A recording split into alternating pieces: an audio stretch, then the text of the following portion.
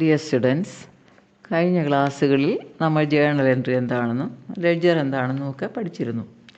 ഇന്ന് നമ്മൾ പഠിക്കാൻ പോകുന്നത് സബ് ഡിവിഷൻ ഓഫ് ജേണൽ എന്നതാണ്. ഇവിടെ നോക്കുക, എഴുതിയിരിക്കുന്ന നോക്കുക. Small business units have on journal. Large business units record transactions of similar nature in special journals or day books. Division of original entry into different day books is called subdivision of journal.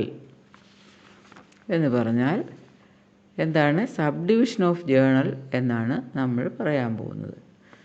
സാധാരണയായി ചെറിയ business യൂണിറ്റുകളിലൊക്കെ ഒരു journal മാത്രമേ ഉണ്ടാവുകയുള്ളൂ. കുറച്ച് transaction മാത്രം ഉള്ളതുകൊണ്ട് ഒരു journal മതിയാവും. എന്നാൽ ലാർജ് സ്കെയിൽ ബിസിനസ്സിൽ ധാരാളമായി ട്രാൻസാക്ഷൻസ് ഉള്ളതുകൊണ്ട് നമ്മൾ ഈ ഒറിജിനൽ ജേണലിനെ അല്ലെങ്കിൽ എഴുതിയിരിക്കുന്ന എൻട്രിയെ എല്ലാം വിഭജിച്ച് വിവിധ തരം ഡേ ബുക്കുകളിലാക്കി എഴുതുന്നു. ഇതിനെ നമ്മൾ സ്പെഷ്യൽ ജേണൽ എന്നാണ് പറയുന്നത്. അപ്പോൾ എക്സാമ്പിൾ പറയുകയാണെങ്കിൽ ഇപ്പോൾ നമ്മൾ purchase day book, sales day book എന്നിവയെല്ലാം സ്പെഷ്യൽ ജേണൽസാണ്.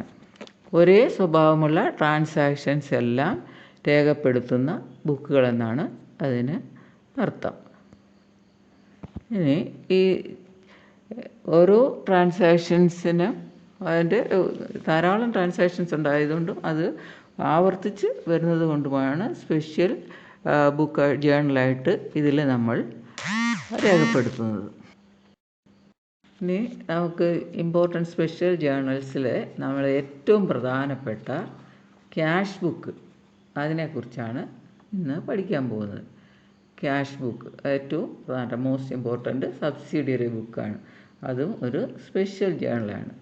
അതിൻ്റെ ടൈപ്സ് ഓഫ് ക്യാഷ് ബുക്ക് ഏതൊക്കെയാണെന്ന് നോക്കാം. First, single column cash book. അതിനെ സിമ്പിൾ ക്യാഷ് ബുക്ക് എന്നും പറയുന്നു. Second, double column cash book or cash book with bank and cash columns. മൂന്നാമത്, petty cash book.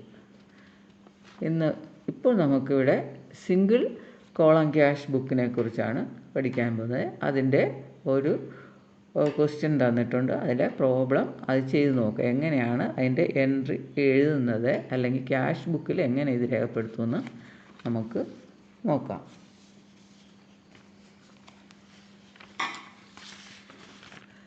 ആദ്യമായിട്ട് നമ്മൾ ക്വസ്റ്റ്യനിൽ ആദ്യം പറഞ്ഞിരിക്കുന്നത് started business with ₹10,000.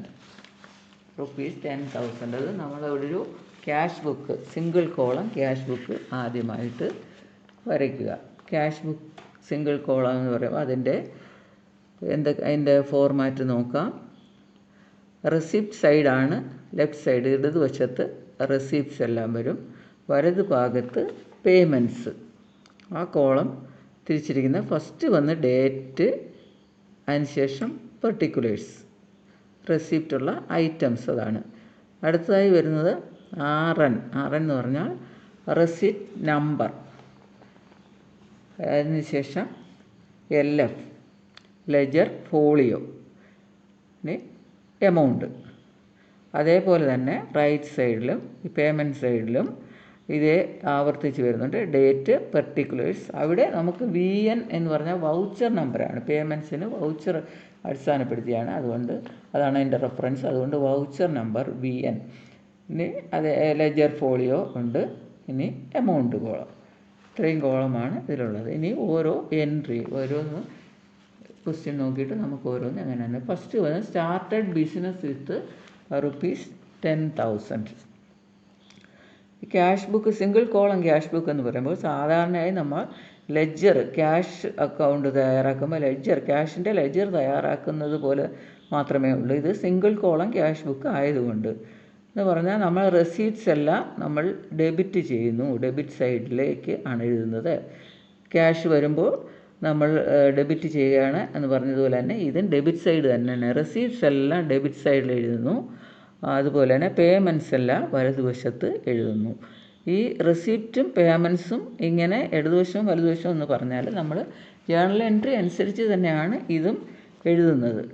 Journal entry ഓരോന്നും പറയാം, അല്ലെങ്കിൽ തന്നെ നമുക്ക് റെസിപ്റ്റ് എല്ലാം ഡെബിറ്റ് ചെയ്ത് ക്യാഷ് എന്ന് പറയുന്ന അസറ്റിന് ഡെബിറ്റ് ബാലൻസ് ആണെന്ന് നമ്മൾ നേരത്തെ പഠിച്ചിട്ടുണ്ട്. അതുകൊണ്ട് നിങ്ങൾ എൻട്രി നോക്കിയില്ലെങ്കിൽ തന്നെ റെസീപ്റ്റ്സ് എല്ലാം ഡെബിറ്റ് സൈഡിൽ എഴുതുക, പേയ്മെൻറ്റ്സ് എല്ലാം ക്രെഡിറ്റ് സൈഡിൽ എഴുതുക. അതാണ്. ഫസ്റ്റ് നോക്കാം. Started business with ₹10,000. അതിൻ്റെ ഡേറ്റ് ആദ്യം കൊടുത്തിട്ടുണ്ട്. അതിനുശേഷം സ്റ്റാർട്ടഡ് ബിസിനസ് എന്ന് പറയുമ്പോൾ നമ്മൾ നേരത്തെ എൻട്രി പഠിച്ചിട്ടുണ്ട്, ക്യാഷ് അക്കൗണ്ട് അറ്റഡ് ടു ക്യാപിറ്റൽ എന്നാണ്. അപ്പോൾ ക്യാഷ് അക്കൗണ്ടിൻ്റെ ലെഡ്ജർ എഴുതിയാലും അങ്ങനെയാണ്, ക്യാപിറ്റൽ എന്ന് ഡെബിറ്റ് ചെയ്യും. അതുപോലെ തന്നെ ക്യാഷ് ബുക്കിൻ്റെ റിസിപ്റ്റ് സൈഡായ ലെഫ്റ്റ് സൈഡിൽ ക്യാപിറ്റൽ ഏത് ഇനത്തിലാണ് ക്യാഷ് വന്നിരിക്കുന്നത് എന്നുള്ള അടിസ്ഥാനത്തിൽ ക്യാപിറ്റൽ എന്നെഴുതിയിട്ട് ആ 10,000 അവിടെ എഴുതിയാൽ മതി. അടുത്തതായിട്ട് purchased furniture for cash. Furniture നമ്മൾ ക്യാഷ് കൊടുത്ത് വാങ്ങിയിരിക്കുകയാണ്. അപ്പോൾ നമുക്ക് ക്യാഷ് എന്ന് പറയുന്നത് ഒരു പേയ്മെൻറ്റാണ്. ക്യാഷ് ബിസിനസ്സിൽ നിന്നും നമ്മൾ കൊടുത്തിരിക്കുന്നു, പോയിരിക്കുന്നു. ഫർണിച്ചർ വാങ്ങുമ്പോൾ എൻട്രി നോക്കിയാലും അങ്ങനെ തന്നെയാണ്. അസറ്റായ ഫർണിച്ചർ ഡെബിറ്റ് ചെയ്യുന്നു. ഫർണിച്ചർ അക്കൗണ്ട് അറ്റഡ് ടു ക്യാഷ് അക്കൗണ്ട് എന്നാണ് വരുന്നത്. അതുകൊണ്ട് തന്നെ ക്യാഷ് അക്കൗണ്ടിൻ്റെ ക്രെഡിറ്റിൽ ഫർണിച്ചർ 1,500 വരുന്നു. പേയ്മെൻറ്റ് സൈഡിൽ 1,500 രൂപ, ഫർണിച്ചർ ഇനത്തിൽ നമ്മൾ 1,500 രൂപ പേയ്മെൻറ്റ് നടത്തിയിരിക്കുന്നു എന്നാണ് അതിൻ്റെ അർത്ഥം. ഇനി മൂന്നാമത്തെ item purchased goods for cash 6,000. ക്യാഷിന് നമ്മൾ പർച്ചേസ് നടത്തിയിരിക്കുന്നു. പർച്ചേസ് നടത്തുമ്പോൾ എങ്ങനെയാണ്? 6,000 റുപ്പീസ് നമുക്ക് ക്യാഷ് പോയിരിക്കുന്നു. പർച്ചേസ് അത് അപ്പോൾ പേയ്മെൻറ്റാണ്. ക്യാഷ് കൊടുത്ത് പർച്ചേസ് നടത്തിയിരിക്കുന്നു എന്ന് പറയുമ്പോൾ പേയ്മെൻറ്റാണ്. അതും 6,000 റുപ്പീസ്. മൂന്നാം ഡേറ്റ് 3rd അതിന് വന്ന പർച്ചേസ് എന്ന് പറഞ്ഞിട്ട് 6,000 റുപ്പീസ് ക്രെഡിറ്റിൽ എഴുതിയിരിക്കുന്നു എന്ന് പറഞ്ഞാൽ പേയ്മെൻറ്റ് സൈഡിൽ എഴുതിയിരിക്കുന്നു. ഇനി അടുത്ത item sold goods for cash 3,200. Sold goods for cash. ക്യാഷിന് നമ്മൾ സെയിൽസ് നടത്തിയിരിക്കുകയാണ്. സെയിൽസാണ് നടത്തിയിരിക്കുന്നത്. ക്യാഷ് കിട്ടിയിരിക്കുന്നു 3,200 രൂപ. സെയിൽസ് ഇനത്തിൽ നമുക്ക് വരവുണ്ട് റെസിപ്റ്റിൽ. അപ്പോൾ സെയിൽസ് എന്ന് പറഞ്ഞിട്ട് 3,200 രൂപ എഴുതുക. ഇനി opened bank account. Bank account open ചെയ്യുമ്പോൾ നമുക്ക് എങ്ങനെയാണ്? നമ്മൾ ബാങ്ക് അക്കൗണ്ട് ഡെറ്റഡ് ടു ക്യാഷ് എന്നാണ് എൻട്രി വരുന്നത്, ജേണൽ എൻട്രി വരുന്നത്. ബാങ്ക് അക്കൗണ്ട് ഡെറ്റഡ് ടു ക്യാഷ് എന്ന് പറഞ്ഞാൽ ക്യാഷ് നമ്മുടെ കയ്യിൽ നിന്ന് പോകുന്നു. സ്ഥാപനത്തിൽ നിന്ന് ക്യാഷ് പോകുമ്പോൾ ക്യാഷിനെ ക്രെഡിറ്റ് ചെയ്യുന്നു. അതേ റൂൾ തന്നെയാണ്, അതേപോലെ തന്നെയാണ് ഇവിടെ ബാങ്ക്. അപ്പോൾ ക്രെഡിറ്റ് സൈഡിൽ ക്യാഷിൻ്റെ ക്രെഡിറ്റ് സൈഡിൽ അല്ലെങ്കിൽ പേയ്മെൻറ്റ് സൈഡിൽ ബാങ്ക് എന്നെഴുതിയിട്ട് ആ എമൗണ്ട് എഴുതിയാൽ മതി, 3,000 റുപ്പീസ്. ഇനി അടുത്തതായിട്ട് ക്യാഷ് സെയിൽസ്. നമ്മൾ സെയിൽസ് നടത്തിയിരിക്കുന്നതാണ് ക്യാഷ്. അപ്പോൾ റെസിപ്റ്റാണ്. അത് 4,100 രൂപ റെസിപ്റ്റ് സൈഡിൽ എഴുതുക. ക്യാഷ് അക്കൗണ്ട് അറ്റഡ് സെയിൽസ് എന്ന്, ക്യാഷ് അക്കൗണ്ട് അറ്റഡ് ടു സെയിൽസ് എന്നാണ് നമുക്ക് വരുന്നത്. അതേപോലെ തന്നെ നേരത്തെ പറഞ്ഞതുപോലെ തന്നെ അത് അങ്ങനെ റെസിപ്റ്റ് സൈഡിൽ തന്നെയാണ് അത് എന്തായാലും വരുന്നത്. അപ്പോൾ റെസിപ്റ്റ് സെയിൽസ് ഇനത്തിൽ കിട്ടിയ ക്യാഷ് അതിന് നമ്മൾ 4,100 രൂപ നമ്മൾ റെസിപ്റ്റ് സൈഡിൽ എഴുതുന്നു. ഇനി പെയ്ഡ് ഫോർ സ്റ്റേഷനറി. അത് ഒരു പേയ്മെൻ്റ് ആണെന്ന് അറിയാമല്ലോ, പേയ്മെൻറ്റ്. അപ്പോൾ നമ്മൾ സ്റ്റേഷനറി എന്ന് പറഞ്ഞിട്ട് അത് പേയ്മെൻറ്റ് സൈഡിൽ എഴുതുന്നു. ഇനി പെയ്ഡ് റെൻറ്റ്, അതും അതേപോലെ തന്നെയാണ്. 300 റുപ്പീസ് പെയ്ഡ് റെൻറ്റ്. അവിടെ ആ പേയ്മെൻറ്റ് സൈഡിൽ റെൻറ്റ് എന്ന് 300 റുപ്പീസ് നമ്മൾ എഴുതുന്നു. ഇനി റിസീവ്ഡ് കമ്മീഷൻ റിസീവ് ചെയ്യുമ്പോൾ നമുക്കറിയാം റെസിപ്റ്റാണ്. റെസിപ്റ്റ് 400 രൂപ റെസിപ്റ്റ് സൈഡിൽ എഴുതിയിരിക്കുന്നു. അടുത്ത ഐറ്റം പെയ്ഡ് ടു പ്രകാശിന് കൊടുത്തിരിക്കുന്നു. 600 റുപ്പീസ് പെയ്ഡ് ടു പ്രകാശ്. കൊടുത്തിരിക്കുന്നു പറയുമ്പോൾ നമുക്ക് പേയ്മെൻറ്റ് സൈഡിലാണെന്നറിയാം. അപ്പോൾ ആരുടെ പേരിലാണത്? പ്രകാശിനാണ് കൊടുത്തിരിക്കുന്നത്. അപ്പോൾ അയാളുടെ പേരിൽ പ്രകാശ് എന്ന് പറഞ്ഞിട്ട് നമ്മൾ ആ 600 റുപ്പീസ് പേയ്മെൻറ്റ് സൈഡിൽ എഴുതുന്നു. ഇനി received from Sugu 1,200. Received from. അപ്പോൾ നമുക്ക് റെസിപ്റ്റാണ്, റെസിപ്റ്റ് സൈഡിൽ തന്നെ വരുന്നു. റിസീവ്ഡ് ഫ്രം അത് നമ്മൾ cash account debtor to entry പറയുകയാണെങ്കിൽ ക്യാഷ് അക്കൗണ്ട് ഡെറ്റർ ടു സു എന്നാണ്. അപ്പോൾ ക്യാഷ് ഡെബിറ്റാണ്, അതേപോലെ തന്നെ ഡെബിറ്റ് സൈഡിൽ തന്നെ വരുന്നു. അതുപോലെ റെസിപ്റ്റ് സൈഡായ ലെഫ്റ്റ് ഹാൻഡ് സൈഡിൽ 1200 രൂപ സുഗു എന്ന് പറഞ്ഞിട്ട് നമ്മൾ എഴുതുന്നു. ഇനി പെയ്ഡ് സാലറി, അത് പേയ്മെൻ്റാണ്. സാലറി ഇനത്തിൽ കൊടുത്തിരിക്കുന്നു. അപ്പോൾ സാലറി എന്ന് പറഞ്ഞിട്ട് ആ എമൗണ്ട് 460 അവിടെ എഴുതിയാൽ മതി. എമൗണ്ട് അവിടെ എഴുതുക. Paid salary. Received commission, received cheque for goods sold. Received cheque for goods sold. ഇവിടെ ശ്രദ്ധിക്കുക, ചെക്കാണ് കിട്ടിയിരിക്കുന്നത്. ചെക്ക് കിട്ടിയെന്ന് പറയുമ്പോൾ നമ്മൾ സിംഗിൾ കോളം ക്യാഷ് ബുക്ക് ആയതുകൊണ്ട് തന്നെ ഈ ക്യാഷും ചെക്കും ഒരേ രീതിയിലാണ് കണക്കാക്കപ്പെടുന്നത്. ബാങ്കിന് പ്രത്യേകം കോളം ഇല്ലാത്തത് കൊണ്ട് നമ്മൾ ഈ ക്യാഷ് വന്നതായിട്ടാണ് ചെക്ക് കിട്ടുമ്പോഴും നമ്മൾ കണക്കാക്കുന്നത്. Received cheque for goods sold എന്ന് പറഞ്ഞാൽ ക്യാഷ് കിട്ടിയ ക്യാഷ് സെയിൽസ് നടത്തിയതുപോലെ തന്നെയാണ്. അതുകൊണ്ട് നമ്മൾ സെയിൽസ് എന്ന് എഴുതിയിട്ട് നേരത്തെ ക്യാഷ് സെയിൽസ് നടത്തിയെന്ന് പറഞ്ഞതുപോലെ തന്നെ ചെക്കായാലും നമ്മൾ ക്യാഷ് എന്ന് ആണ് അത് അനുമാനിക്കുന്നത്. അതുകൊണ്ട് തന്നെ അവിടെ സെയിൽസ് എന്ന് പറഞ്ഞിട്ട് 500 റുപ്പീസ് എഴുതുന്നു. ഇനി അടുത്ത ലാസ്റ്റ് എൻട്രി എന്ന് പറഞ്ഞാൽ the cheque of ₹500 paid in to bank. ഈ ചെക്ക് കിട്ടിയെന്ന് പറഞ്ഞ ആ cheque received cheque for goods sold എന്ന് പറഞ്ഞാൽ ആ ചെക്ക് നമ്മൾ അടുത്ത ദിവസം നമ്മൾ ബാങ്കിലേക്ക് കൊടുക്കുന്നു. Paid in to bank. അവിടെ ഇതേപോലെ തന്നെയാണ്. പെയ്ഡ് ഇൻ ടു ബാങ്ക് എന്ന് പറയുമ്പോൾ നമ്മൾ എങ്ങനെയാണ് എൻട്രി എങ്ങനെയാണ് വരുന്നതെന്ന് പറഞ്ഞാൽ bank account debtor to cash എന്നാണ്. അപ്പോൾ ആ ക്യാഷ് നമ്മൾ പോയിരിക്കുന്നു, നമ്മുടെ കയ്യിൽ നിന്ന് ക്യാഷ് ക്രെഡിറ്റ് ചെയ്തിരിക്കുന്നു എന്ന് പറഞ്ഞാൽ ഇവിടെ പേയ്മെൻറ്റ് സൈഡിൽ ബാങ്ക് എന്ന് പറഞ്ഞിട്ട് ആ 500 റുപ്പീസ് എഴുതുന്നു.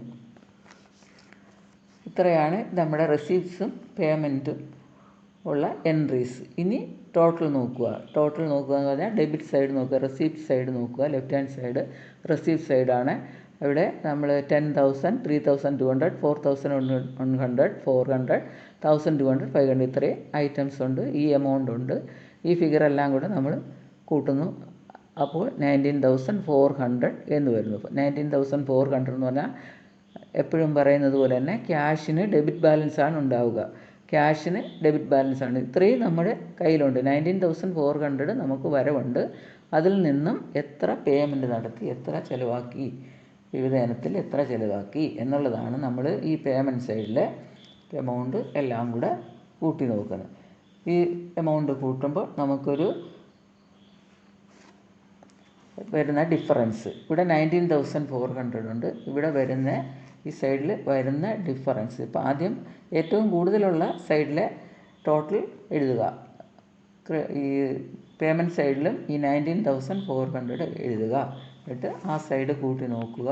കൂട്ടി നോക്കുമ്പോൾ ഇവിടെ എപ്പോഴും ഡെബിറ്റ് ബാലൻസ് ആയിരിക്കും ഉണ്ടാകുക. എന്ന് പറഞ്ഞാൽ നമ്മുടെ ക്യാഷ് കയ്യിലുള്ളതനുസരിച്ചാണ് നമ്മളിത് പേയ്മെൻറ്റ് നടത്തുക. അപ്പോൾ ക്യാഷ് കയ്യിൽ ഇല്ലാതെ പേയ്മെൻറ്റ് നടത്താൻ ഒക്കില്ല എന്നുള്ളത് ആ ഇത് അനുസരിച്ച് നമുക്ക് എപ്പോഴും ഡെബിറ്റ് ബാലൻസ് ആയിരിക്കും ഉണ്ടായിരിക്കുന്നത്. അപ്പോൾ ഈ ഡെബിറ്റ് സൈഡ് 19,400, ഈ ക്രെഡിറ്റ് സൈഡ് അല്ലെങ്കിൽ പേയ്മെൻറ്റ് സൈഡ് കൂട്ടുക. അപ്പോൾ നമുക്ക് ആ ഡിഫറൻസ് നോക്കുമ്പോൾ ഒരു 6,800 രൂപയുടെ ഡിഫറൻസ് കാണുന്നുണ്ട്.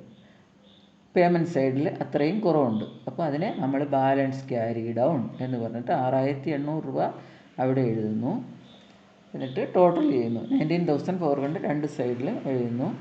അപ്പോൾ ഈ ഇവിടെ കുറവ് വന്നു എന്ന് പറയുന്നത്, അല്ലെങ്കിൽ 6,800 രൂപ കുറവുണ്ട് എന്ന് പറയുന്നത് നമ്മുടെ ഡെബിറ്റ് ബാലൻസാണ്. 19,400 പേയ്മെൻറ്റ് റിസീപ്റ്റ് സൈഡിലുള്ള ഏറ്റവും വലിയ തുകയായ 19,400. അതിൽ നിന്നും ഈ പേയ്മെൻറ്റ് സൈഡ് കുറച്ചപ്പോഴാണ് നമുക്ക് ഈ 6,800 രൂപ വന്നത്. എന്ന് പറഞ്ഞാൽ റെസിപ്റ്റാണ് കൂടുതൽ, അല്ലെ ഡെബിറ്റ് ബാലൻസാണ് ഈ 6,800 രൂപ.